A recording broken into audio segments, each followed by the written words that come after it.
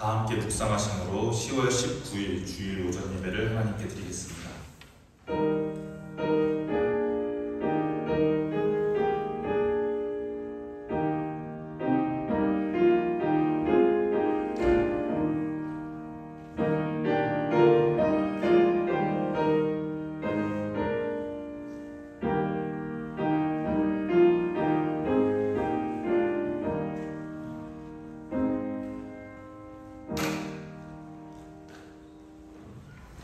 자비하신 하나님, 선선한 바람 속에서 계절의 변화를 느끼며 변함없는 사랑으로 우리를 예배의 자리로 부르심에 감사드립니다. 우리의 분주한 마음을 잠시 멈추게 하시고 이 시간 주님의 숨결 앞에 머물게 하옵소서. 우리의 노래가 찬양이 되고 우리의 고백이 예배가 되며 이 시간 형식이 아닌 주님과의 진실한 만남이 되게 하옵소서. 주님의 말씀이 우리 안에 새로운 생명을 일으키게 하시고 한 주간의 삶을 인도할 지혜와 평안을 더하여 주옵소서.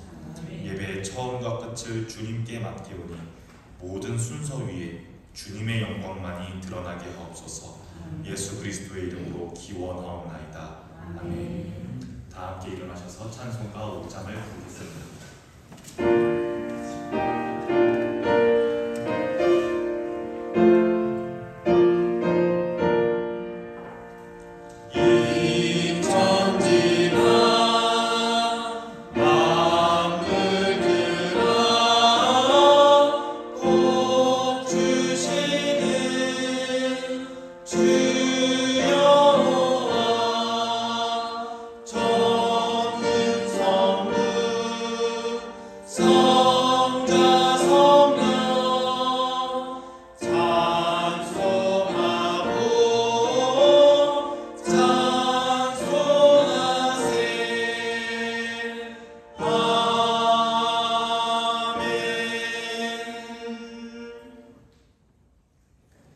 찬송가 뒤편에 있는 성시를 교독합니다.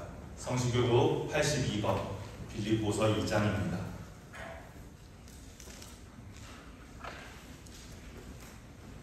너희 안에 이 마음을 품으라. 그리스도 예수의 마음이니 그는 근본 하나님의 본체시나 하나님과 동등됨을 취할 것으로 여기지 아니하시고 오히려 자기를 비워 종의 형체를 가지사 사람들과 같이 되셨고 사람의 모양으로 나타나사 자기를 낮추시고 죽기까지 복종하셨으니 곧 십자가 위에 죽으시니라. 이러므로 하나님이 그를 지극히 높여 모든 이름 위에 뛰어난 이름을 주사 하늘에 있는 자들과 땅에 있는 자들과 땅 아래에 있는 자들로 모든 무릎을 예수의 이름에 꿇게 하시고 다 함께 모든 입으로 예수 그리스도를 주라 시인하여 하나님 아버지께 영광을 돌리게 하셨느니라. 아멘. 사도신경 하심으로 우리의 신앙을 고백합니다. 나는 전능하신 아버지 하나님 천지의 창조주를 믿습니다. 나는 그의 유일하신 아들 우리 주 예수 그리스도를 믿습니다. 그는 성령으로 잉태되어 동정녀 마리아에게서 나시고 본디오 빌라도에게 고난을 받아 십자가에 못 박혀 죽으시고 장사된 지 사흘 만에 죽은 자 가운데서 다시 살아나셨으며 하늘에 오르시어 전능하신 아버지 하나님 우편에 앉아 계시다가 거기로부터 살아있는 자와 죽은 자를 심판하러 오십니다. 나는 성령을 믿으며 거룩한 공교회와 성도의 교제와 죄를 용서받는 것과 몸의 부활과 영생을 믿습니다. 아멘. 자리에 앉으시기 바랍니다. 찬송가 286장을 찬송하시고 이어서 이성원 집사님 예배를 위해 대표 기도하시겠습니다. 그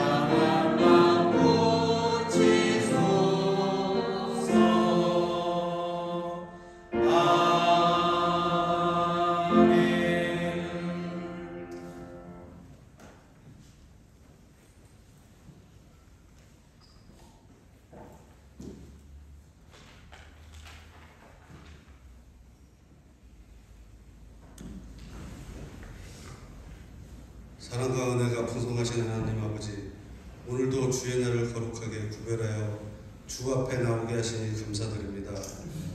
한 주간도 우리의 생명과 호흡을 붙드시고 우리의 걸음을 지켜주신 주님의 은혜를 기억하며 이 아침에 찬송과 경배를 올려드립니다. 아버지 하나님, 가을의 깊은 하늘과 풍성한 열매를 보며 우리 인생도 주님 안에서 열매 맺는 삶이 되기를 소망합니다. 그러나 우리의 현실은 여전히 부족하고 연약합니다.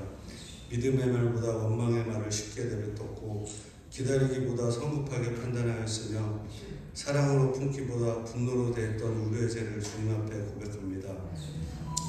긍휼을 베풀어 주시고 다시금 주의 말씀으로 우리 심령을 새롭게 하여 주옵소서. 주님, 오늘 드려지는 예배가 형식이 아니라 영과 진리로 드리는 산예배 되게 하시고 우리의 찬양이 하늘 부자에 상달하게 하여 주옵소서.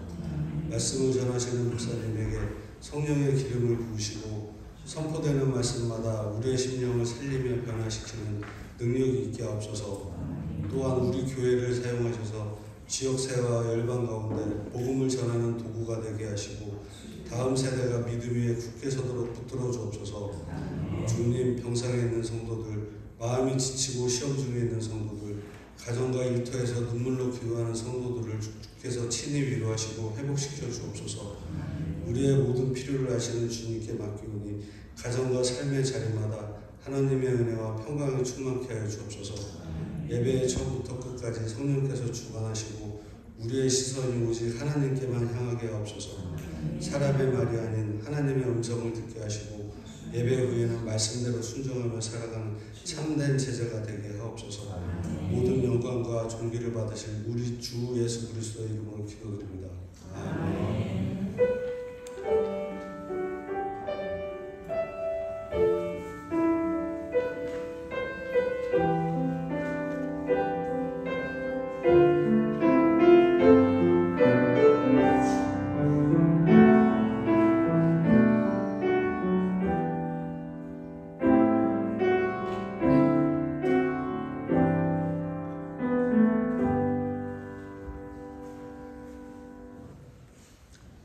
찬송가 50장 1절을 부르심으로 함께 봉헌 찬양하겠습니다.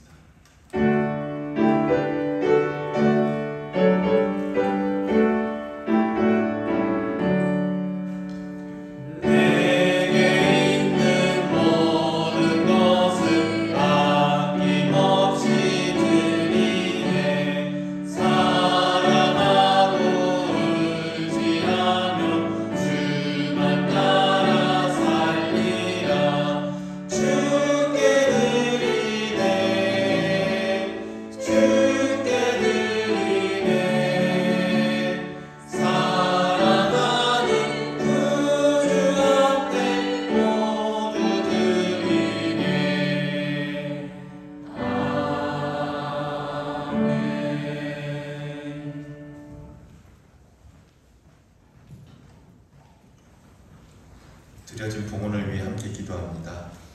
생명의 주인이신 하나님, 오늘 우리를 주님의 사랑으로 붙드시고 은혜의 자리로 불러주심 감사합니다.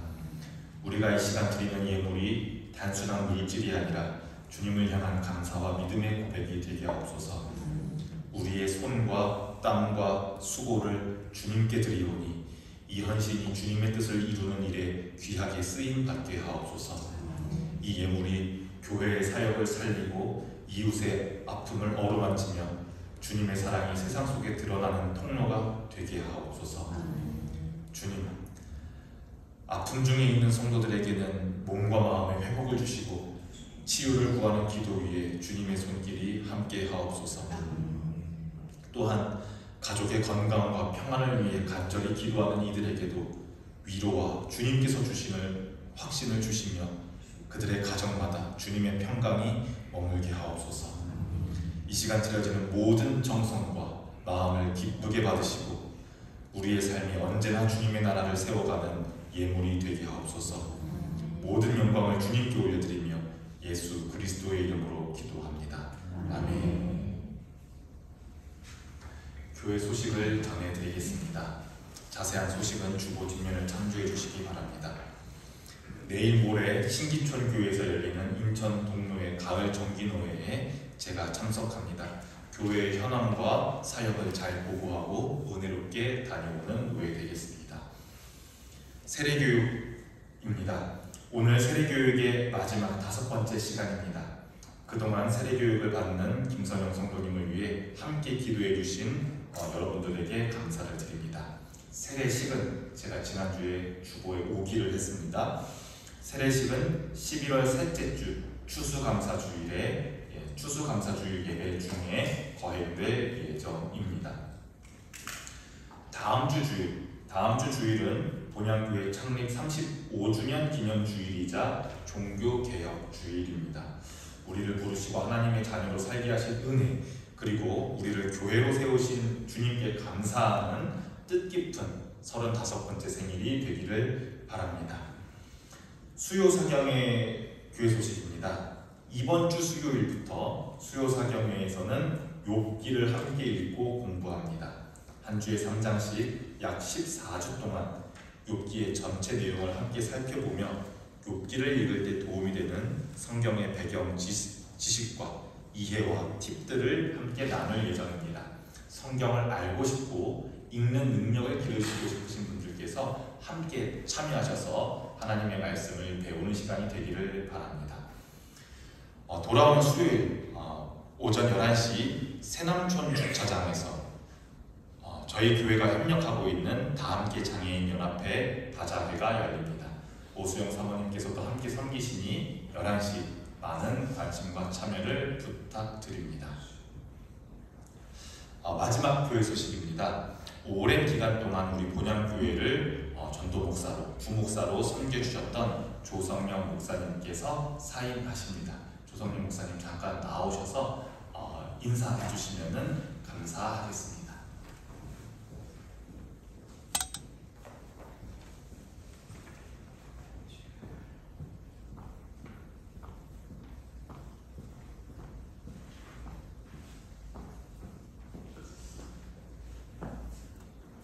한 28년간 여기 심부를 했는데 섬기고 했었는데 이제는 뭐 제가 또 개인적인 사정으로 인해서 오늘부로 이제 사임을 하게 됐습니다. 갑작스럽게 생각하지만 전 목사 신분이라는 게 미리 또 얘기하고 가는 것도 아니라고 생각을 해서 어제 시험 목사 담임 목사한테 제가 어저께 얘기를 해보고 오늘로서 그냥 사임하는 걸로 얘기가 됐습니다. 여러분들 그동안 베풀어 주신 은혜 감사드립니다. 그동안 감사합니다.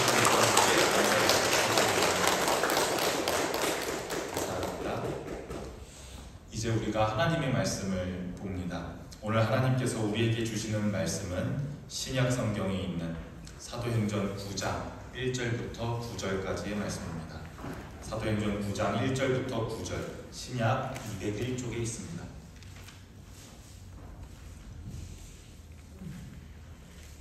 지금부터 하나님의 말씀을 봉독합니다. 여러분들에게 하시는 하나님의 말씀을 경청하시기 바랍니다. 이것은 하나님의 말씀입니다.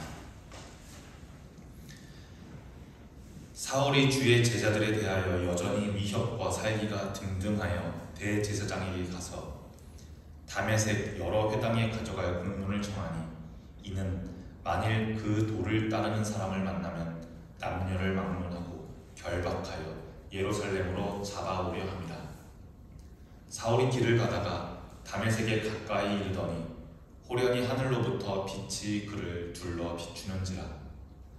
땅에 엎드려져 들음에 소리가 있어 이르시되 사울아 사울아 네가 어찌하여 나를 박해하느냐 하시거늘 대답하되 주여 누구시니이까 이르시되 나는 네가 박해하는 예수라. 너는 일어나 시내로 들어가라. 내가 행할 것을 내게 이를 자가 있느니라 하시니 같이 가던 사람들은 소리만 듣고 아무도 보지 못하여 말을 못하고 서 있더라. 사울이 땅에서 일어나 눈은 떴으나 아무것도 보지 못하고 사람의 손에 끌려 다메섹으로 들어가서 사흘 동안 보지도 못하고 먹지도 마시지도 아니하니라. 아멘. 에스더 중창단 찬양으로 하나님께 영광을 드리겠습니다.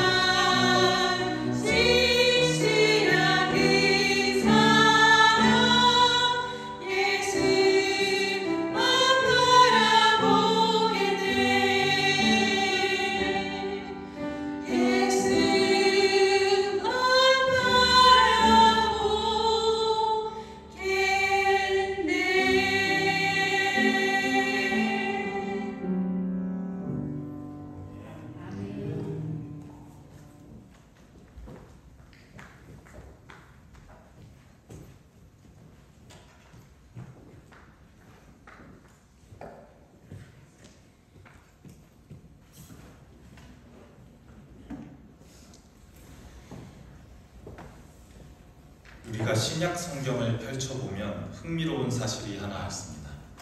여러분 한번 가지고 계신 성경의 목록을 한번 보시겠습니까? 오늘 한번 신약 목록을 한번 보시면 좋겠습니다. 우리가 가지고 있는 성경책, 우리 개혁교회 개신교가 가지고 있는 성경책에 신약에는 총 몇 권의 책이 있습니까? 27권의 책을 우리는 가지고 있습니다. 우리는 예수님이 오심으로 새로운 약속, 이 신약이라고 하는 책을 성경으로 믿고 있습니다. 그럼 이 27권의 책 중에 예수님께서 쓰신 책은 총 몇 권 있는지 아시나요? 예수님께서 신약 성경에 몇 권 쓰셨습니까? 맞습니다. 아쉽게도 예수님은 스스로 저술 활동을 하나도 하지 않으셨습니다. 이 성경 안에는 예수님께서 쓰신 글이 단 한 글자도 없습니다. 그러면 예수님께서 직접 쓰시지는 않으셨지만, 직접 저술하지는 않으셨지만 예수님 이야기가 담겨있는 책은 몇 권 있습니까? 그렇습니다. 총 4권. 우리가 마태, 마가, 누가, 요한이라고 이름 붙여서 부르는 복음서가 있습니다. 이 4가지 책에는 예수님을 그리스도로 고백하고 예수님을 그리스도로 기억하는 사람들이 작성한 여러 예수님과 함께 했던 에피소드들이 담겨 있습니다. 참 아쉽습니다. 27권이나 되는 책에 예수님께서 쓰신 책은 한 권도 없고 예수님 이야기가 담겨 있는 책도 27권 중에서 4권밖에 없습니다. 그런데 감히 예수님도 한 권도 안 쓰시고 예수님 이야기도 4권밖에 없는데 감히 신약 성경의 절반을 쓴 사람이 있습니다. 27권의 신약 성경 중에 13권, 약 절반을 집필한 사람이 있으니 그 사람의 이름은 바울, 우리가 사도로 부르는 바울입니다. 그런데 여러분, 한 번도 이에 대해 의아하다는 생각 가져본 적 없으신가요? 우리는 대한 바울교 장로교회가 아니라 대한 예수교 장로교회인데 우리는 바울파가 아니라 바울을 그리스도로 믿는 것이 아니라 예수를 그리스도로 믿는 사람들인데 왜 신약 성경에는 예수님이 쓰신 말은 하나도 없고 바울이 쓴 책만 절반이나 있을까요? 아무튼 이 예수님이 쓴 글도 한글도 실리지 못했는데 13권이나 성경을 혼자서 집필한 이 바울이라고 하는 사람은 참으로 대단한 사람인 것 같습니다. 이 신약의 절반이나 되는 바울의 여러 서신서 속에는 바울이 생각하는, 바울 자기가 믿고 있는 예수님에 대한 생각이 아주 풍성하게 담겨 있습니다. 그러니 우리 신약 성경이 말하고 있는 것은 예수님에 대한 객관적인 자료가 아니라 예수님에 대한 보편적인 사고가 아니라 바울이 가지고 있는, 바울 개인이 가지고 있는 예수님에 대한 생각, 바울 개인이 가지고 있는 예수님에 대한 이해가 이 서신서들 속에 드러나 있다는 말입니다. 그리고 바울 이후의 교회 공동체가 100년, 200년, 300년이 지나고 나서는 이 바울이 쓴 책들이 성경으로 받아들여지게 됩니다. 그 이후로 400년, 500년 시간이 지나 2000년 뒤인 지금에 이르기까지 축적되고 이 교회의 역사 안에서 성경 읽는 역사가 축적되고 지금 여기에 있는 우리에게까지 전달된 교회가 믿고 가르치고 있는 신앙의 내용, 교회가 믿고 가르치고 있는 신앙의 내용, 이것을 우리는 무엇이라고 부르냐면 교리라고 부릅니다. 성경을 기반으로 교회의 역사 안에서 교회가 믿고 가르치고 있는 신앙의 내용을 우리는 뭐라고 부른다고요? 교리라고 부릅니다. 역사 안에서 형성되고 구성된 교회에서 가르치는 이 교리들은 그 가르침의 근거를 어떤 책에 두고 있습니까? 성경이라고 하는 특히 신약 성경에 두고 있습니다. 그런데 제가 설교를 시작하면서 여러분들과 함께 나누는 대화가 있죠. 신약 성경의 절반은 누가 작성한 책이었습니까? 바울이 작성한 책이었습니다. 그래서 성경에 기초한 교회가 믿고 가르치는 신앙의 내용, 즉 교리는 사도 바울이 체험한 예수님, 사도 바울이 생각하는 예수님, 사도 바울이 생각하는 성령님, 즉 사도 바울의 관점이 아주 강하게 이 교리 안에는 녹아들어 있습니다. 우리를 신앙인으로 만들고 우리를 신앙인으로 가르친 이 소중한 여러 교리들 중에 모든 교리를 오늘 이 설교 시간에 이야기할 수는 없으니 오늘 3가지 정도를 예시를 들어보면 좋겠습니다. 제가 교리의 내용을 말씀드릴 테니 여러분들은 한번 그 교리의 이름을 맞춰보시기 바랍니다. 첫 번째 문제입니다. 우리는 예수님께서 십자가에서 죽으신 이유를, 죽으신 까닭을 운이 나빠서도 아니고 그분이 죽을 죄를 지어서도 아니고 원래 죽어야 할 죄는 누구에게 있습니까? 우리에게, 인간에게, 실존적인 의미로서는 나에게 그 죽어야 할 죄가 있는데 예수님께서 대신 죽으심으로, 내가 받아야 할 벌을 대신 받으심으로 그분이 죄를 속죄해 주셔서 우리는 속죄함을 받았습니다. 이 교리를 우리는 무엇이라고 부릅니까? 십자가의 그렇습니다. 죄를 대신 받아주셨기 때문에 죄에 대한 벌을 원래는 죄를 지은 사람이 받는 것이 맞는데 죄를 안 지으신 분이 죄를 진 사람을 대신해서 벌을 받아주셨기 때문에 우리는 이 교리를 십자가의 대속교리라고 부릅니다. 속죄를 대신 해준 거죠. 지금 여러분들이 저를 바라보는 시선이 에이 목사님 그 정도는 우리도 다 배웠습니다. 다 알고 있습니다. 이런 눈빛 맞지요? 그런 거라면 아주 좋습니다. 여러분들이 아주 교리를 잘 배우신 교회의 가르침, 교회가 가르치는 신앙의 내용을 잘 배우신 것 같습니다. 사실 이 문제는 가장 쉬운 문제였고요. 두 번째로 십자가의 대속교리 말고 다른 문제도 내보고 있습니다. 이 교리는 구원과 관련된 일부의 내용인데요. 우리가 선한 행동을 하거나 의로운 일, 착한 행실을 차곡차곡 쌓아서 그 공로를 인정받아 이 정도 착한 일 많이 했으면 구원 받아도 되겠다, 천국 가도 되겠다, 이렇게 우리가 구원을 받는 것이 아니라 예수님께서 나의 그리스도이심을 믿는 참된 믿음으로 구원을 받는다는 교리는 무엇입니까? 네 글자로 우리가 보통 말하는데요. 그렇습니다.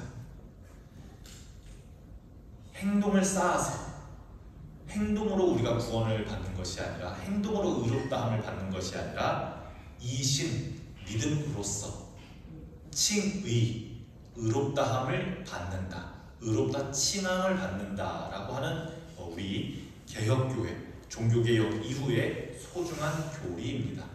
이신득의라고 하기도 하는데요. 우리가 실제로 의로움을 얻는 것이 아니라 실제로는 의롭지 않음에도 불구하고 하나님께서 우리를 의롭다 칭하여 주신다는 말에서 득의보다는 칭의가 좀 더 우리 종교개혁의 정신에는 적합한 것 같습니다.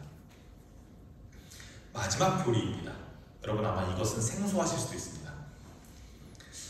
하나님께서는 구원이라고 하는 선물을 가지고 우리와 협상하시거나 흥정하시는 분이 아니라 잘 믿으면 구원해 줄 수도 있고 잘 안 믿으면 구원 안 해줄 수도 있어, 이렇게 하시는 분이 아니라 이미 하나님께서는 구원받을 자들을 미리 정하셨다는 교리가 있습니다. 그렇습니다. 사모님만 말씀하시네요. 하나님께서 구원받을 자들을 미리 예정하셨다는 교리는 우리가 예정론이라고 부릅니다. 특별히 우리가 속한 장로교, 깔뱅 혹은 칼빈이라고 불리는 신학자의 영향을 받은 우리 장로교에서는 예정론에서 더 나아가서 하나님께서 구원을 받을 자만 정해놓으신 게 아니라 하나님께서는 구원을 받을 자도 정해놓으셨고 구원을 받지 못해 멸망할 자들도 미리 정해놓으셨다. 예정을 하나만 하신 게 아니라 이중으로 하신 거죠. 우린 이것을 이중 예정론까지도 받아들이고 있는 교단 안에 속하여 있습니다. 이 짧은 시간에 교회의 많은 가르침을 우리가 다시 한번 보고 배웠습니다. 십자가의 대속론, 이신칭의, 그리고 예정론입니다. 그런데 우리가 이렇게 배워왔던 교리들, 신앙의 기초로 삼고 있는 십자가의 대속, 믿음으로 의롭다 칭함을 받는 이신칭의, 하나님께서는 우리를 구원하시기로 미리 예정하셨다라는 예정론 등등의 기원은 성경이라고 하는, 우리가 하나님의 말씀이라고 믿고 있는 이 성경이라고 하는 책에 근거를 두고 있다고 했습니다.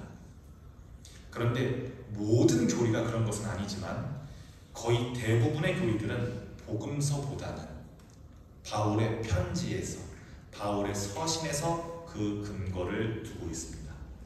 그러니 이 교리들 안에는 바울의 생각이 아주 깊게 침투해져 있습니다. 십자가의 죽으심으로 우리가 받아야 할 벌을 대신 받으셨다고 하는 대속교리는 로마서와 고린도 후서에 그 근거를 두고 있고, 믿음으로써 의롭다 칭함을 받는다라고 하는 이신칭의 교리는 로마서와 갈라디아서에 그 근거를 두고 있고, 하나님께서는 구원받을 자들을 미리 예정하셨다라고 하는 예정 로마서와 에베소서에 그 근거를 두고 있습니다. 우리가 가만 보니까 빠지지 않는 책이 하나 있죠. 로마서. 그렇습니다. 이 로마서라고 하는 책은 바울 신학의 정수로 우리 기독교, 그리스도교 교리의 원천이 되고 있습니다. 여기까지는 참 좋은데요. 우리 인간의 실수가 여기서 발생합니다. 망각의 동물이라는 우리의 별명답게 우리는 교리를 보느라, 교리의 조건들을 보느라, 다시 말하면 우리는 바울을 보느라 정작 바울이 바라보고자 했던, 바울이 따르고자 했던, 바울이 닦고자 했던 예수님을 보지 못할 때가 정말 많습니다. 쉽게 말하면 교리라고 하는 것은, 교회의 가르침이라고 하는 것은 예수님을 가리키는 손가락인데, 이게 예수님이 말씀하신 거예요. 이게 예수님의 뜻이에요. 이렇게 쭉 가면 예수님께서 가셨던 그 길이 나와요 라고 하는 예수님을 가리키는 손가락일 뿐인데, 교리는 손가락일 뿐인데, 우리는 그러면 이 교리를 보면서, 손가락을 보면서 손가락이 어디를 가리키고 있는지, 손가락이 가리키는 그곳을 봐야 하는데, 망각의 동물인 우리는 손가락만 보느라, 교리만 보느라, 극단적으로 말하면 바울만 보느라 바울이 바라보았던 예수님을 보지 못하고 있다는 말입니다. 그래서 오늘 우리는 사도행전 본문을 보면서 바울이 예수님을 처음 만났던 순간을 보려고 합니다. 다메섹, 다마스커스로 가는 길 위에 바울의 이야기를 함께 보면서 오늘 하나님께서 우리에게 주시는 은혜를 함께 나누기를 원합니다. 바울이라고 하는 사람의 신상을 한번 볼까요? 바울은 일단은 이방인 아니고 헬라인 아니고 유대인입니다. 그런데 철저한 유대인입니다. 현대에도 21세기에도 지금 이스라엘에 살고 있는 사람들 중에 율법을 철저하게 지키는 유대인들도 있고 세속적인 유대인들도 있습니다. 무슬림들도 마찬가지입니다. 꾸란의 율법을 철저하게 지키는 무슬림들도 있고, 핸드폰 하고 밥도 먹고 술도 마시고 친구들도 이 여자친구 저 여자친구 남자친구 사귀면서 할 거 다 하면서 사는 그런 무슬림들, 세속적인 무슬림들도 있습니다. 그런데 바울은 후자가 아니라 전자입니다. 유대인 중에 유대인이었고요. 특히 가말리엘이라고 하는 유명한 율법 선생님 랍비에게서 가르침도 받은 사람입니다. 그리고 여러분, 유대 교파 중에서, 여러 가지가 되는 유대 교파 중에서 율법을 실천하는 것을 가장 중요시하는 정당이 어딘지 아시죠? 바리새? 네, 그렇습니다. 바리새. 이 바울은 바리새파의 당원이기도 합니다. 율법을 철저히 배웠고 자신의 열심과 논리로 하나님을 진짜로 열심히 섬기던 사람입니다. 세속적인 유대인 아니고, 세속적인 하나님 믿는 사람 아니고, 정말 잘 배우고 잘 실천하는, 하나님 열심히 섬기던 사람이었습니다. 그래서 그의 신앙에 의하면, 바울의 신앙에 의하면 예수가 부활했다고, 예수가 다시 살아났다고 거짓 소문을 퍼뜨리는 거나 예수가 했던 행동들을 추종하는 사람들은 아주 심각한 이단이기 때문에 그들을 색출하고 옥에 가두는 것은 바울이 나쁜 사람이어서가 아니라 바울의 뜨거운 신앙의 실천이었습니다.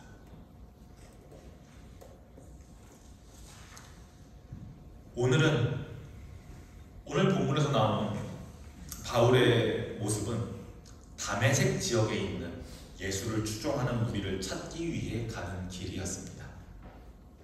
하나님의 뜻을 이루기 위해, 하나님의 뜻을 가리우는, 예수가 부활했다고 거짓 소문을 퍼뜨리거나 예수의 뜻을 추종하는 사람들을 잡으러 가는, 이 다메섹으로 가는 그 길 위에서 바울은 지금까지 경험해 본 적 없었던 아주 강렬한 체험을 하게 됩니다.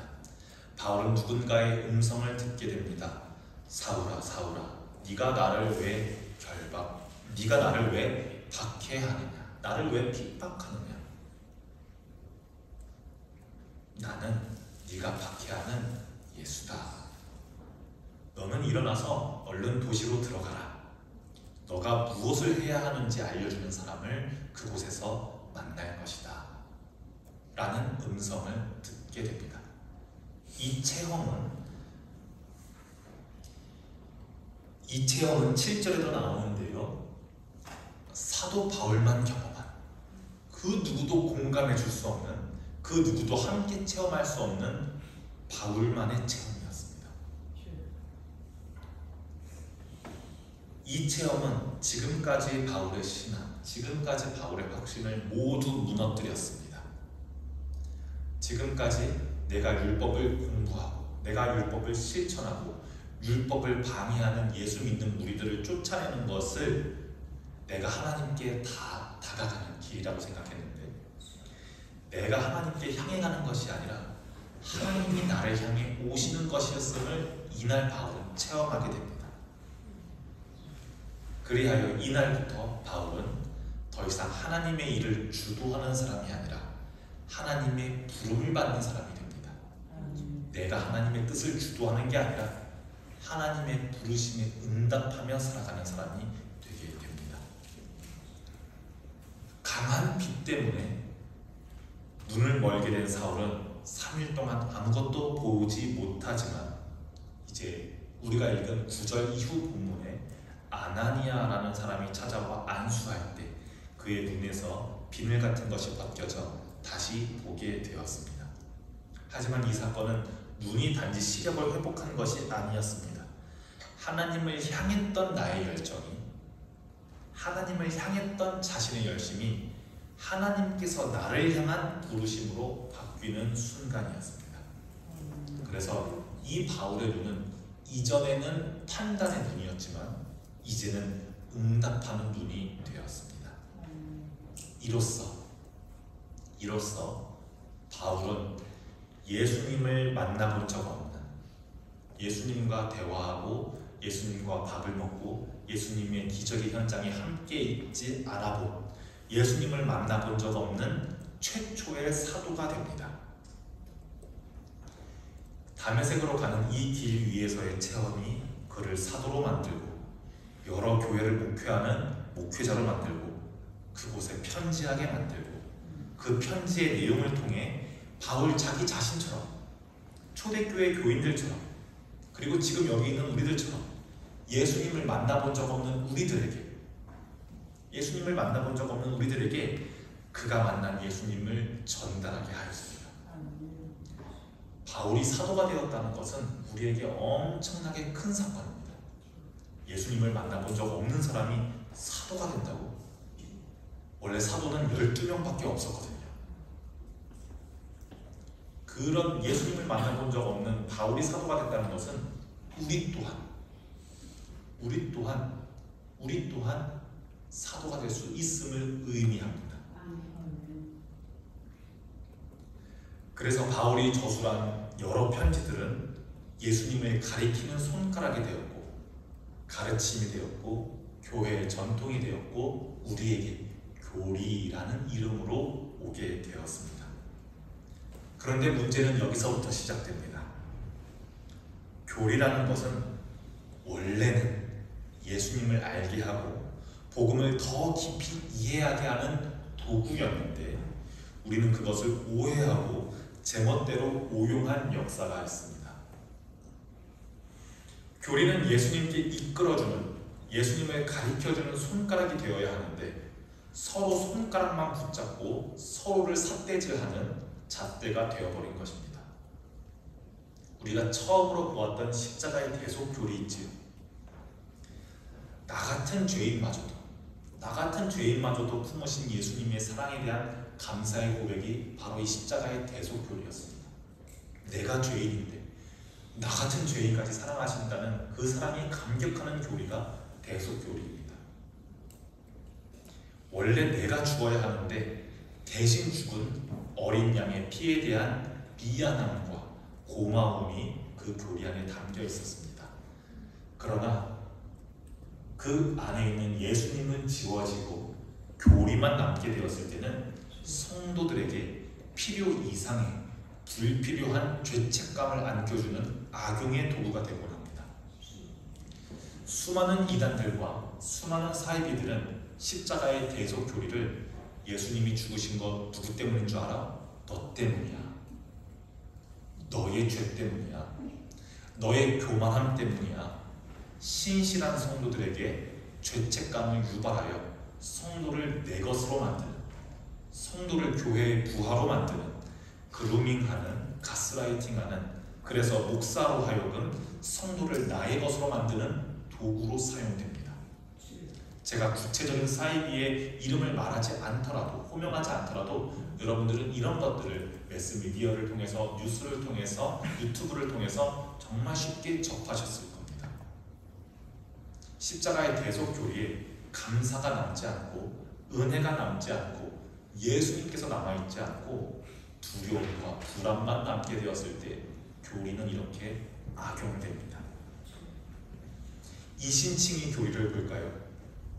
종교개혁 이후에 소중한 우리의 이신칭의 교리는 본래 믿음으로 이롭다 칭함을 받는다는 이 이신칭의는 나의 행위로, 내가 어떻게 행동해서도 선을 완성할 수 없다는 것 앞에 우리가 절망할 수밖에 없을 때, 내가 어떻게 착하게 살아보려 해도, 어떻게 하나님 앞에 올바르게, 하나님 앞에 적합하게, 하나님 앞에 맞게, 합당하게 살아가려 해도 그것 앞에서 내가 완성할 수가 없음을 알고 절망할 때, 그 절망하고 있는 우리 앞에, 아니, 우리의 행함이 아니라 그분과 연합하면, 그분과 함께하면 예수님의 함께하심과 예수님의 사랑에 대한 믿음이 곧 완전한 선이고 구원이라고 하는, 율법이라고 하는 감옥에 갇힌 우리에게 은혜로 주어진 해방과 자유의 소식이 바로 이 이신칭의 교리입니다. 그런데 이 소중한 교리를 우리는 예수님 없이 너무 악용합니다. 시간이 지나면서 목사님이 하시는 말씀에 아멘 하고 믿기만 하면 돼 라고 하는 값싼 구호로 변질됩니다. 그리하여 우리는 이 이신칭의 교리를 핑계 삼아서 행동보다는 믿음이 더 중요하다는 말을 핑계 삼아서 정직하게 행동하는데 소홀하고, 약자를 찾고 약자를 돌보는 데에 소홀하고, 땀 흘리며 섬기며 돕는 일에 소홀하고, 내가 그리스도인으로 어떻게 행동하고 어떻게 말하면서 살아갈 것인가 진지하게 고민하는데 소홀합니다. 행함이 아니라 믿음이다 라고 하는 말은 대충 행동해도 된다는 말이 아니었는데, 그 가리키는 손가락만 보다 보니 우리는 행동하는 데 소홀하게 됩니다. 마지막 예정론을 한번 보겠습니다. 예정론은 내가 혹시 구원받은 이후에 충분히 성화되지 못하여, 충분히 구원받은 사람으로서 행동하지 못하여 구원의 자격이 혹시라도 박탈될까봐 두려워하는 이들에게, 혹시 구원받았음에도 불구하고 표적을 보지 못하여, 표징을 보지 못하여 구원의 확신이라는 주님이 주신 큰 기쁨을 맛보지 못한 자들을 위한 교리였습니다. 그런 성도들에게, 구원받았음에도 불구하고 두려워하는 성도들에게 바울은, 구원받았음에도 불구하고 두려워하는 성도들에게, 혹시 나에게 구원이 박탈당하면 어떡하지? 두려워하는 성도들에게 깔배는 바울의 입을 빌려 말합니다. 두려워하지 마십시오. 당신이 하나님의 손을 놓더라도 하나님께서는 당신의 손을 놓지 않으십니다. 하나님께서는 당신과 끝까지 함께 하시기로 예비하셨습니다. 당신이 존재하기 전부터, 당신이라고 하는 사람이 존재하기도 전부터, 창세 전부터, 창조하시기도 전부터 하나님께서는 당신을 사랑하셨고 당신을 구원하시기로 예정하셨습니다 라는 말을 깔벤이 하게 됩니다. 그런데 우리는 그 교리를 가지고 교단과 교단끼리, 교파와 교파끼리, 우리 교단이 선택받은 교단이라고, 우리 교파가 예정받은 교파라고, 우리 교회가 선택받은 교회라고, 너한테 말고 나한테 그 예정이 있다라고 구분짓는데 잘못을 저지르곤 합니다. 그리고 이신칭의와 마찬가지로 뭘 하든 하나님께서 나를 구원하기로 예정하셨으니까 이라고 하는 운명론과 결정론에 빠지곤 합니다. 하지만 처음부터 교리가 이렇게 악용되려고 생겨났던 건 아니었습니다. 저와 여러분은 손가락을 보는 것이 아니라 손가락이 가리키는 하늘을 바라볼 수 있는 여러분들이 되기를 바랍니다. 저와 여러분들은 바울을 보는 것이 아니라 바울이 바라본 예수님을 함께 바라보기를 바랍니다. 십자가의 대속은 내가 죄인이라고 하는 죄인의 자백을 넘어서 내가 죽어야 할 자리에 주님께서 대신 서셨다라는 감사의 고백이 되기를 바랍니다. 이신칭의 교리는 행동과 실천을 무가치하게 만드는 값싼 신앙이 아니라 나의 의와 나의 교만함을 경계하고 하나님께서 하셨다라고 하는 은혜의 선언이 되기를 바랍니다. 예정론은 이미 운명은 다 결정되었다는 철학의 장난이나 선민사상이 아니라 혹시 신앙생활 열심히 해도 내가 구원에 예정된 사람이 아니면 어떡하지? 라고 하는 불안에 떨라고 있는 교리가 아니라 내가 흔들릴지라도 내가 폭풍 속에서 다른 곳을 바라보며 갈팡질팡할지라도 하나님께서는 나를 끝까지 붙드신다는 참된 신앙의 교리가 되기를 바랍니다. 바울이 다메섹 길 위에서 눈을 잃고 다시 보게 되었듯 교리 또한 우리의 시선을 새롭게 열어주는 도구가 되기를 바랍니다. 그러므로 우리는 교리를 다시 제자리에 두어야 합니다. 바울이 13편의 편지를 쓴 이유는 교리를 만들기 위함은 아니었습니다. 바울이 로마에 있는 교회에게, 데살로니가에 있는 교회에게, 갈라디아에 있는 성도들에게, 빌립보에 있는 성도들에게, 에베소에 있는 성도들에게 편지를 쓴 이유는 교리책을 만들기 위함은 아니었습니다. 그가 그 교회들에게 편지를 쓴 이유는 다메섹 길 위에서 내가 만난 예수님을 증언하기 위해 편지를 쓴 것이었습니다. 그리고 그 편지를 읽고 예수님을 만났던, 그 편지를 읽고 하나님을 만났던 그 교회 공동체 안에서 교리가 자라났습니다. 그렇다면 우리는 교리를 통하여서 반드시 그 교리가 가리키는 그분 예수 그리스도를 바라보아야 합니다. 이제 말씀을 정리하고 마치려고 합니다. 바울은 살아계셨던 예수님을 한 번도 본 적이 없습니다. 우리도 마찬가지입니다. 우리도 예수님을 직접 본 적은 없습니다. 그러나 바울이 남긴 편지를 통해, 성경을 통해, 교리를 통해, 교회를 통해 우리는 진짜로 살아계신 하나님, 우리의 주 되신 예수님을 만납니다. 그러니 교리에 머물지 맙시다. 교리를 붙잡고 서로를 재단하고 정죄하는 데 집착하지 맙시다. 교리는 손가락일 뿐입니다. 손가락이 가리키는 곳을 보아야 합니다. 우리 모두가, 여기서 함께 예배하는 모두가 예수님께 향하기를 주님의 이름으로 축복합니다. 기도합니다. 하나님 아버지, 우리의 신앙이 지식과 논리의 틀에 갇히지 않고 다메섹 길 위에서 바울을 만나주신 주님처럼 지금 여기서도 우리도 주님을 만나는 살아있는 믿음이 되게 하옵소서. 우리가 십자가의 은혜 앞에서 감사와 겸손으로 살게 하시고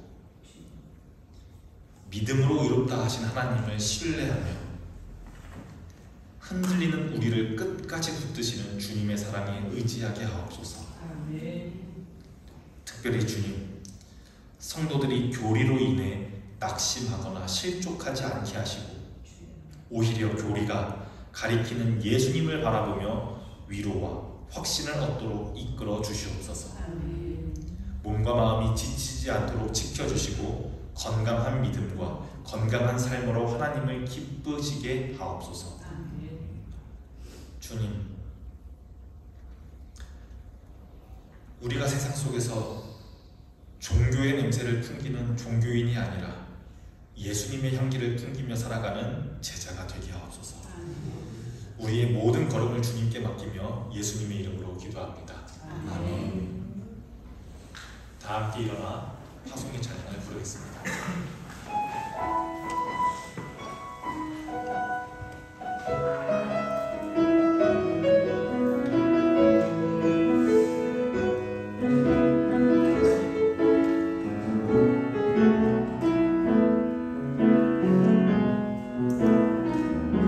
하나님 어디에나 계시죠.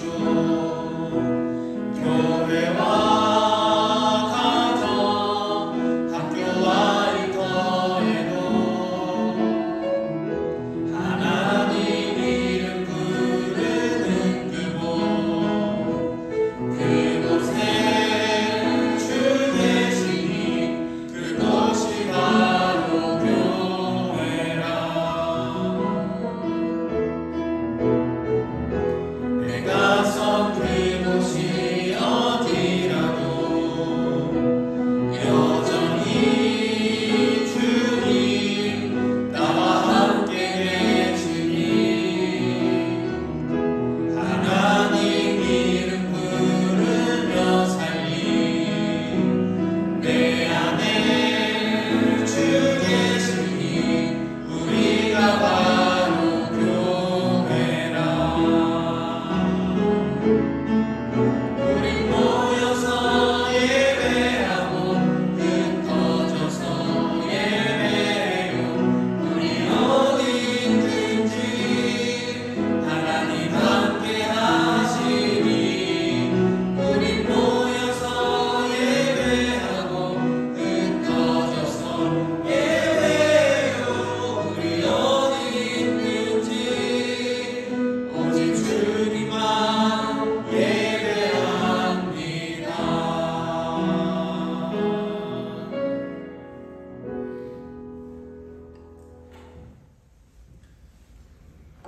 이제는 우리를 끝까지 붙드시는 예수 그리스도의 은혜와 창세 전부터 우리를 사랑하신 하나님의 크신 사랑과 성령의 인도하심과 깨닫게 하심과 교통하심이 교리 속에 머무르지 않고 예수 그리스도를 바라보며 살아가기를 소망하는 모든 성도들 위해 이제부터 영원토록 함께 하시기를 간절히 축원하옵나이다. 아멘.